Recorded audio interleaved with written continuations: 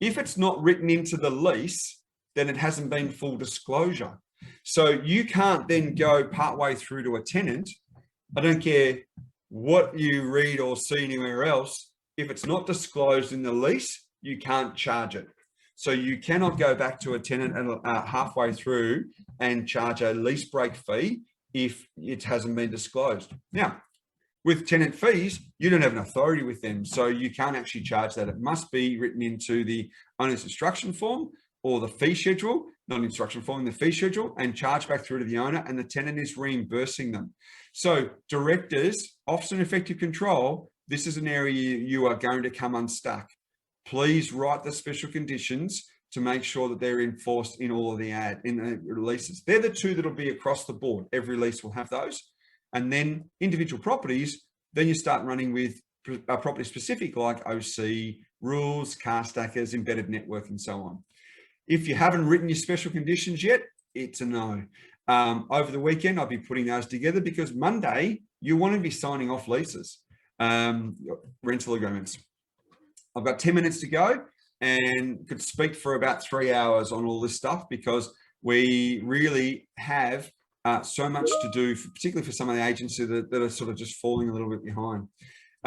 With this, I saw something that came out of the REIV yesterday. I haven't really spent too much time reading it, but the REIV has created a fact sheet or a disclosure sheet, particularly around minimum standards. One of the documents was 14 pages. I haven't read it, so I'm not too sure with regards to how that's going to be applicable. But what I would be proposing is that every document, every property that you've got advertised for this weekend has a mini fact sheet. So if it's property 123 at ABC Street and the leasing consultant's out there tomorrow morning and they get asked a question, is this property got an embedded network? Yes. Okay. What are the fees? Who is it through? They're not going to be able to, if they're opening 15 properties tomorrow, they're not going to remember whether it's Origin, AGL, or whoever it's going to be. And the fees, you don't need to know the fees. All you need to do is you need to be able to then turn around and say, it is AGL as an embedded network, and we'll provide you with the details prior to the lease. But that needs to be done tomorrow. Is this property heritage listed? Has this property met the minimum standards? Yes or no? Has this property got a gas compliance? Yes or no? At the inspection, you need to be able to articulate this moving forward. So all of this information needs to be, and I think this will become a document which will be a live document and constantly updated every time a property becomes part of going through notice to vacate. So as your property, you receive a notice to vacate, we'll be updating these documents. For those agencies that have got a paper application, need to go through and make sure you change anything that's inside the paper application that doesn't comply, create new ones, but more importantly, destroy the old ones. So throw those away as of tomorrow, as of today. So even anyone that comes into your office tomorrow, if you've got an open office tomorrow morning, get rid of the application forms. Do not provide one, because when they come back on Monday, that application will be the old act. So as of today, get rid of that application and destroy them. Destroy them from all the computers as well, and then start to create a new version. My suggestion, I use version control. My suggestion is to run through and add versions. So date everything as April. If you're dating it as April 2021, then you know it's all occurred after the act is kicked in. Another task for VAs to go through at the moment all of your documents, all of your auto sends. So if you've got Property Me and it's already got templated letters in through to there, have you already gone through and changed renter to tenant to renter? Have you changed landlord to RRP? Have you changed lease to rental agreement, and so forth? If not, it's a no. If you have, then fantastic. But I know with a lot of those documents, there's heaps of templates.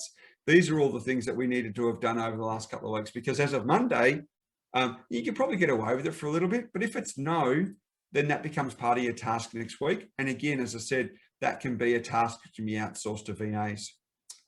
Same as your internal training programs. Now, whether you're using a Trello, whether you have an employee handbook or whatever it may be, has all the information been changed for those? If not, then need to update those. I'm going to do one more intro to here, and update your fee schedule. Again, particularly your fee schedule. There's a couple of things that I think that need to be really, really added into your fee schedule right now. First one is break lease fees need to be added into your fee schedule. If you haven't got that now, I feel you're not going to be able to charge it moving forward, because you certainly can't charge a tenant. Tenant transfer fees, that's just, I can't wait for an agency to get pulled up on that one, because again, it needs to be added onto the level of service, and they'll come unstuck. The other one that I'd be making sure that I've got in through to there is, I see a lot of agencies that have really low fees for VCAT appearance and attendance, and also file preparation. I would be running these. I would be absolutely increasing my fees for VCAT, or clearly articulating what they are. We are going to spend so much time in VCAT this next couple of months. And more importantly, this time next year, we're going to be in VCAT a lot, because of what we're setting up now, the leases we're setting up now. So any leases that start in April next year, we're going to end up with, the issues around the bonds and the leases and what the condition look like. So feel free to be a little bit go overboard now when you're actually setting up your leases and your condition reports, because what you set now, the framework that you implement today, is going to impact you not only for today, it's going to impact you in 12 months time. And we know that happens right now.